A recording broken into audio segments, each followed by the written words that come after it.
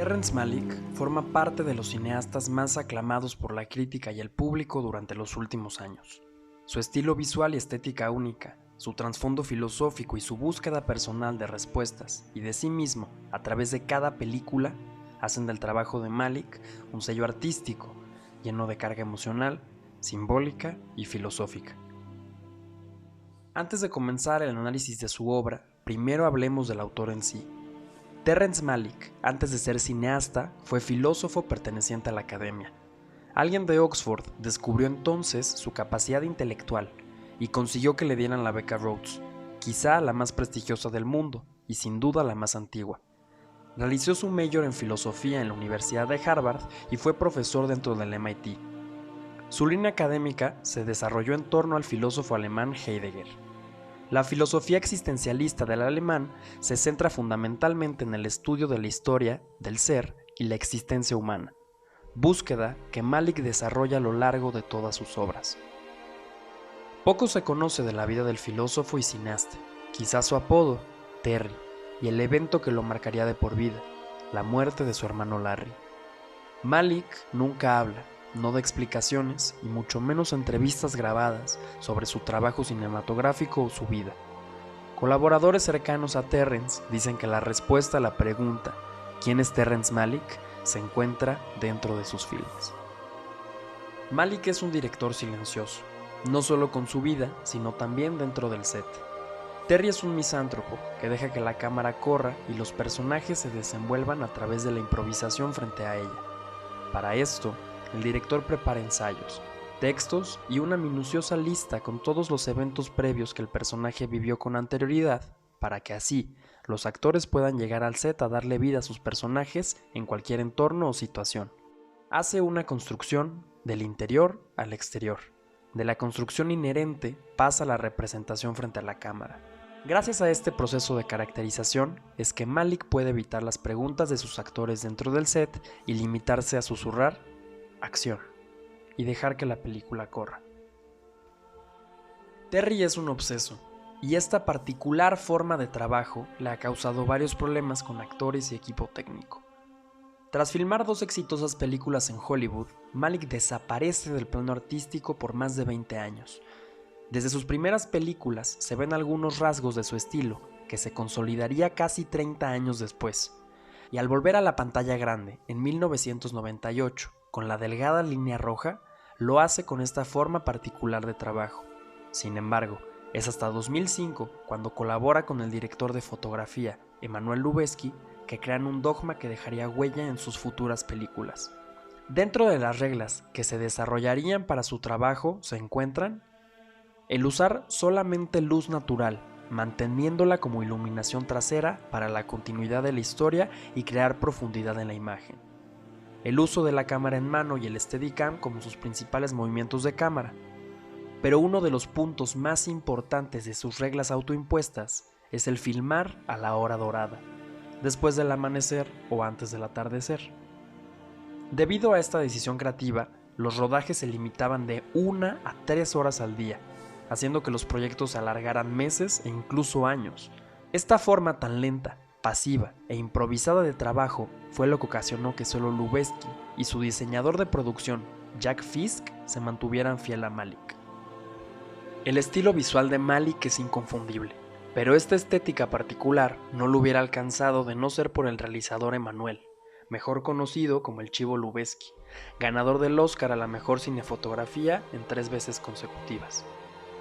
Desde películas como Y tu mamá también, el Chivo había encontrado su estilo característico, lentes abiertos que permiten una mayor profundidad de campo con una cámara en mano e iluminación preferentemente de alguna fuente natural. Sin embargo, el trabajo del Chivo y el de Malick se ven impregnados y nutridos el uno del otro. Por primera vez en el cine de ambos encuentran un lenguaje y crean su propia artisticidad. La cámara toma una función no solo narrativa, sino también poética y emotiva. Debido a la improvisación en los performances de los personajes, la cámara no sigue una ruta predeterminada e incluso, a veces, deja a los actores de lado y se vuelve un personaje más en la trama. Actúa y se mueve con soltura y libertad a lo largo de las escenas, y al igual que los personajes y el director, busca su propio camino y respuestas. Desde un aspecto más técnico, la elección de lentes abiertas dejan ver al protagonista en su contexto, componiendo imágenes llenas de información visual y narrativa. El movimiento de cámara tan natural del Steadicam o la cámara en mano provoca una experiencia inmersiva y hiperrealista, creando una mímesis de la realidad casi documental. Después de haber trabajado en más de 5 largometrajes juntos, han creado una identidad visual única, en donde las escenas de una película se podrían trasladar a otras sin ningún problema. La cámara de Terry y el Chivo ha adquirido tal libertad que Michael Fassbender, uno de los protagonistas de Song to Song, dice: "Puedo estar dando una actuación magistral, volteo y Terry está filmando un escarabajo".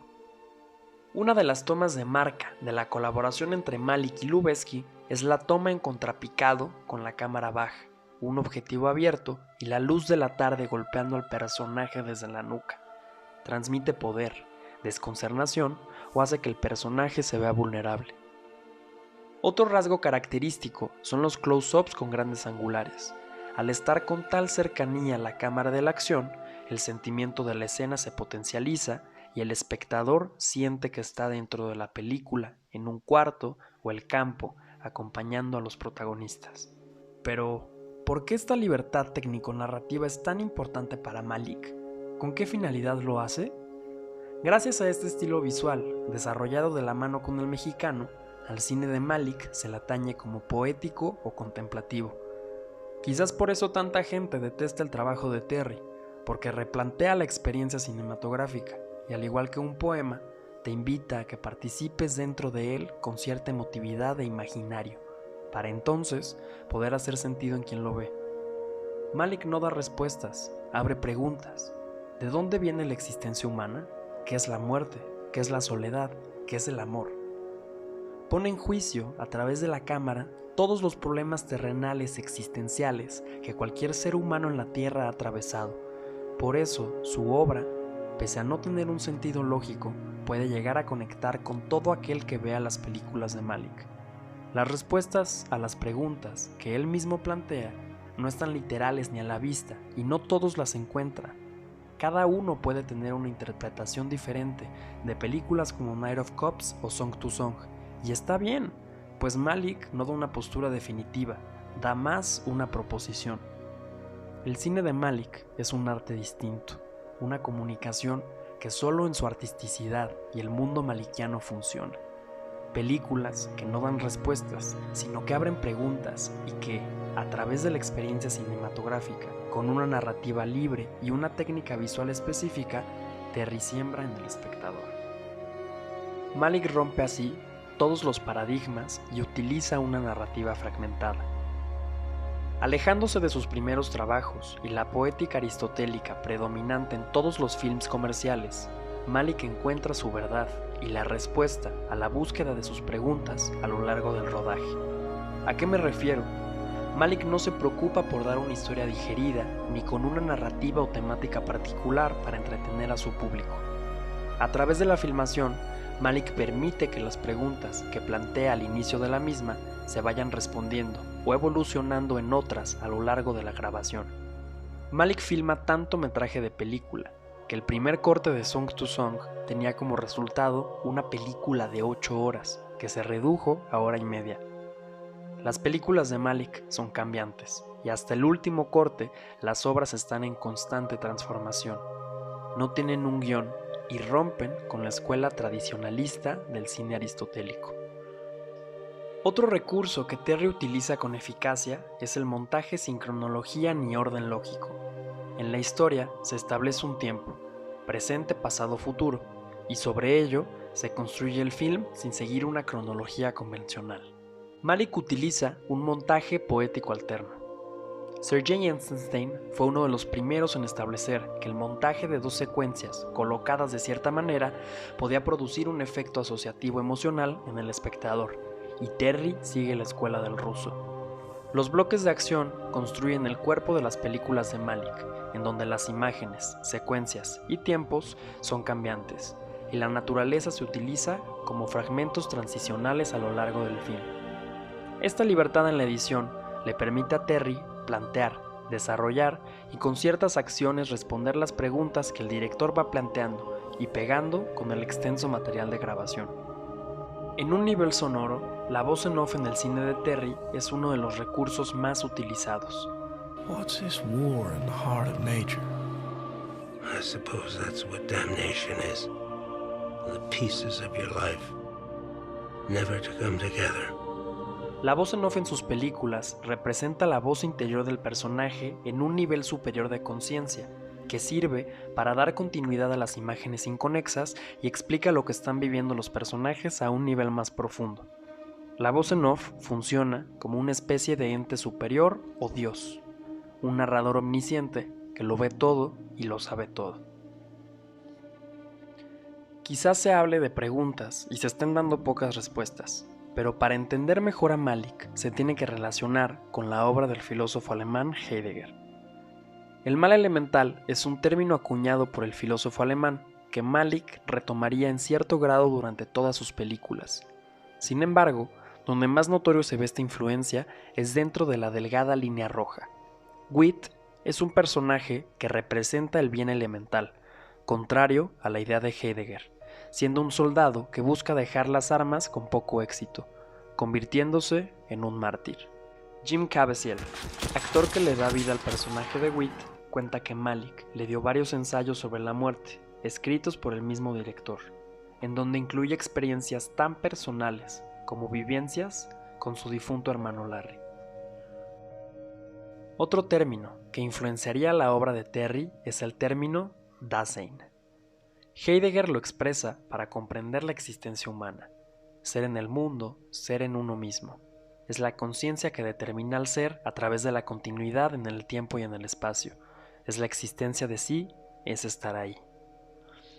En todas las películas de Malick existe una notable búsqueda por explicar el origen a la existencia del espíritu humano, siendo el mayor ejemplo de ello El árbol de la vida, su película más aclamada. Malick yuxtapone una familia ordinaria de los años 50 al lado de secuencias que relatan el origen del universo.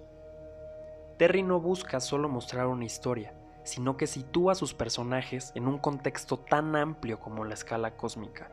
Para Terry, justificar y explicar la existencia de sus personajes y responder la pregunta fundamental, ¿quién soy y qué hago aquí?, es probablemente su mayor búsqueda a lo largo de su filmografía.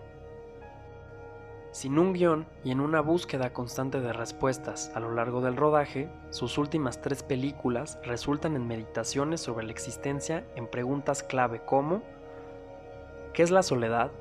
¿Cuál es el propósito de la vida? ¿Dónde se encuentra la felicidad? ¿Qué es el amor? A lo largo de las películas se intercalan escenas que se retroalimentan en intensidad poética sobre el sentido de Heidegger de la existencia y el estar humano. Gracias a la información filosófica de Malick, su cine es una búsqueda profunda de la existencia humana y su paso por la vida. En un sentido heideggeriano, desarrollando una artisticidad y un estilo visual único, Malick responde y plantea preguntas sobre el quehacer humano en el mundo. Rompe con todas las estructuras del cine convencional, que van desde la estructura aristotélica hasta el montaje de sus obras. Malick hace un cine único, poético, contemplativo, que abre preguntas y da respuestas abiertas a la interpretación de cada quien. Deja su esencia, su saber y sus preocupaciones y motivaciones en cada película. Malick, rompiendo con la narrativa cinematográfica convencional, es uno de los mejores directores que el séptimo arte ha visto.